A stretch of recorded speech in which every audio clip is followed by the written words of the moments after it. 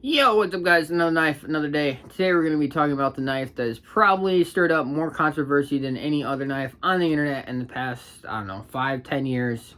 We have the Ozark Trail Bug Out Killer $10 Walmart knife. Just straight off the back, this is not a bug out killer. Do not waste your money. Do not buy one of these. I do not stand by it. I do not recommend it. I think it is dangerous. It is unsafe. Don't waste your money. With all that said out of the way, if you want something that looks like this, just go buy a K-Bar dozer. I just did a video on this knife. This thing is 30 bucks. It has a backlock on it, which you can easily one-hand close, nice and easy. A thumb stud, a clip, a lanyard hole. Like, for $30, I would recommend this to new knife people any day over this thing. This thing is just dangerous. One, the steel, who knows what steel it is. It's not heat treated right. I already have a bent tip that I didn't bend myself, so no idea even how that happened. The locking mechanism, oh cool, it's ambidextrous. You can use it with one finger, and it has like the lightest spring ever that you can actually get to bounce. Like, that's not safe. And it's like a 1 out of 5. It's not, or 5 out of 5. 4 out of 5. The times that it actually closes right and the lock actually works how it's supposed to is so rare. I don't know how. Maybe I just got a bad one. Maybe everyone else's on the internet is amazing. But mine, absolutely garbage. Would not waste another $10 on it. I would much rather 3 times the money and know and 100% trust that this, I've never had it misfire. Every time I open it, boom. You hear that? Boom. Like, no blade play, no wiggle, nice and solid. FRN bidirectional handle in a bunch of different colors. Nice orange here. You know, orange to match the orange.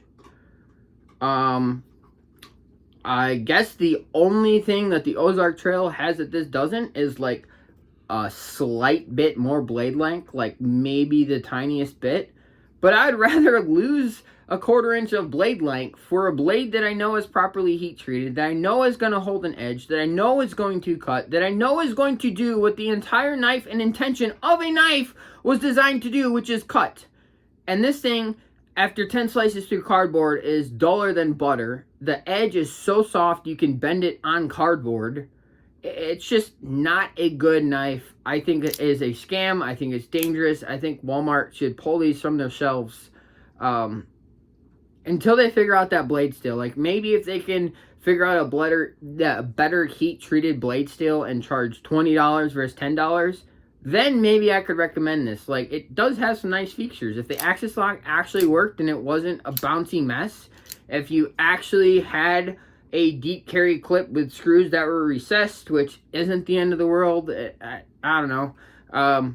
If you actually had a blade that did what a blade is supposed to do, which is hold an edge and cut things, then yeah, maybe for $20, I would totally recommend this Ozark Trail. But for people that are getting into knives, I think $10, like, I think you have to completely eliminate the price point. I think price point is irrelevant when buying knives, when buying tools. You have to not think about the price. At some point, when the price gets below $50, like, you shouldn't be thinking about money. I don't know.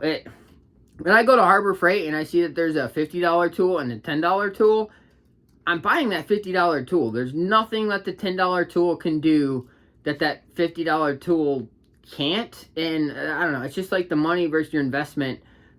I guess, let's say you're going on a backpacking trip and you know you're going to need a knife and you know you're going to lose the knife. Like, you basically plan on this being a disposable. Then sure, maybe, yeah, like, get this steel that who knows what it is and it doesn't hold an edge and it doesn't work for crap and you can bend it just by, like, doing this. And if you actually go like that, your steel liners are probably going to bend. Like, yeah, sure, if you want to waste $10 every time you need a cutting tool, I would much rather just buy a $30 tool that I know every time I need it, it's going to be there. I can sharpen the edge. This guy has Oz 8 steel, which is perfectly fine. If I want to spend a little more, hey, 40 bucks, I got some D2 steel. You can't spend an extra $30 and upgrade this thing. It's just a piece of junk from day one. At $10, it's garbage. At $20, it's garbage. Modified, upgraded steel at $20, we might be talking. But as far as I'm concerned, I don't like this thing. I don't recommend it. I don't support it. I wish it would disappear or they just need to do it right. Like, don't cut corners. Don't try and be cheap, because when it comes to tools, you get what you pay for. Spend the extra money. Make something that's actually quality and worth it. I mean, crap. Look at this guy. $1.10. I'm pretty sure $50 at Menards. So we got $10, absolutely garbage. $30, like, okay, that's really good. $50, probably the most well-known, recognizable, like, the staple in the knife industry, tried, true, tested more than any other probably knife that exists. Do you see, like, you get what you pay for. The more money you usually spend, up to a point, you know, once you get to the $150, $200 point, that starts to go like this and drop off, because now you're just paying for aesthetics and, you know, fun features. If you guys want the best bang for your buck company, check out Spyderco. If you don't know about Spyderco knives, they're probably the best bang for your buck company as far as materials versus performance. All they care about is that knife cuts. They don't care how it looks. If it looks ugly, who cares? Does it cut? Does it work? Does it hold an edge? Go check out Spyderco knives if you want something that is basically going to last you forever until you lose it, which you shouldn't be losing your knives. Modern knives nowadays have pocket clips, which, I mean, some pocket clips are good, some pocket clips are bad. It's actually interesting to me, like the Buck 110, because it's in your pocket, you actually lose it a lot less than knives that have pocket clips on them. So if you don't want to lose your knife, take off your pocket clip and carry it actually in your pocket. Yeah, I don't know. I feel like I've been all over the place on this video. I just don't like this thing. I don't like that there's so many videos on it and people talking about it. And the number one thing that the non-knife people bring up is, well, it's $10. Like, I could buy 3 of these for the price of this. And then you have to make 3 more trips to Walmart, waste 3 times as much gas, hope that Walmart even has one, blah, blah, blah. I'd rather just buy it once. Just be one and done. Buy once, cry once.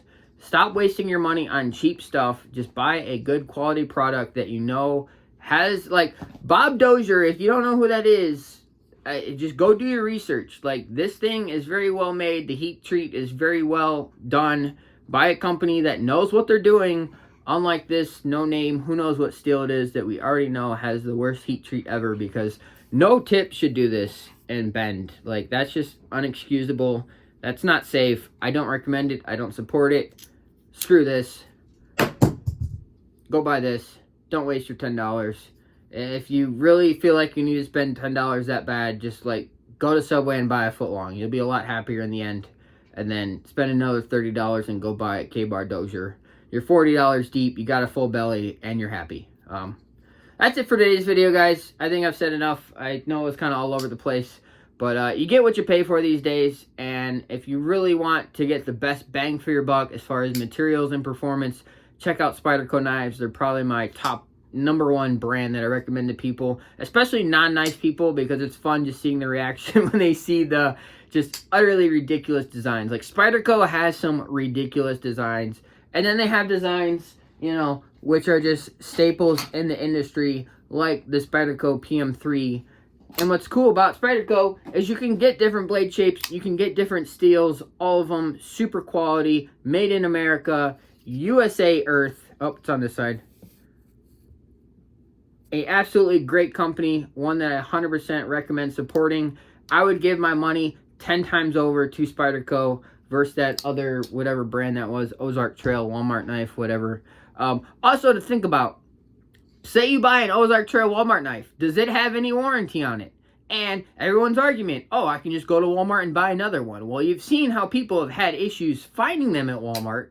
Do you really think in 2 years you're going to be able to go to Walmart and just buy a replacement one? No, you're just going to have to find another knife, and you're going to be back where you started, where you can go on Amazon right now and buy these all day long, and I guarantee, well, not guarantee, but I would bet money that in 5-10 years, you're still going to be able to find the K-Bar Dozier, where I bet that Ozark Trail completely is just gone from existence. So, yeah, guys, that's all for today's video. I'm sorry I was a little negative, just bashing the Ozark Trail, but I think it's a safety issue. I think it is a bigger topic discussion on, you know, getting what you pay for and the price of material versus also a warranty. I think that companies like Kershaw, Zero Tolerance, Spyderco, Benchmade, I think all these companies that have warranties on them get looked over by a lot of the general public because they don't think of the long term that, you know, I'm buying this once and in 10 years when it needs to be serviced, say I need some new washers, I need some new lube, or my blade is just dull and I don't know how to sharpen, you can send it into that company, just pay for shipping, and they will take care of you more than you could ever imagine. It's just something that I think you can't really put a price on. These companies having American warranties is it's very important. You know, in 5 years, when my knife breaks, I don't want to have to go try and buy another knife. I just want to be able to repair and fix the knife that I already have, and preferably sending to the company that made the knife to fix it. Like, obviously the aftermarket exists. I can send it to a modder that could probably do what the company could do, but does then that void the warranty? So there's a whole bunch of issues I think that are very much so overlooked when people talk about the price you pay for something and then the service you get after that. You know, all these American companies are going to take care of you. I guarantee you Ozark Trail and Walmart, they're not. They don't care. They got your $10. They're happy. They're done with you. And they hope you lose it so you have to buy another one. It's kind of the game they play. You know, why buy a shovel once for one time for your life when they can make it to where your shovel breaks every year and you have to go buy a shovel every year? So that's it for today's video, guys. I hope you guys like, favorite, share, do what you gotta do, subscribe already. Leave some comments down below what you liked, what you didn't like. As always, guys, I'll see you in the next video. Bye!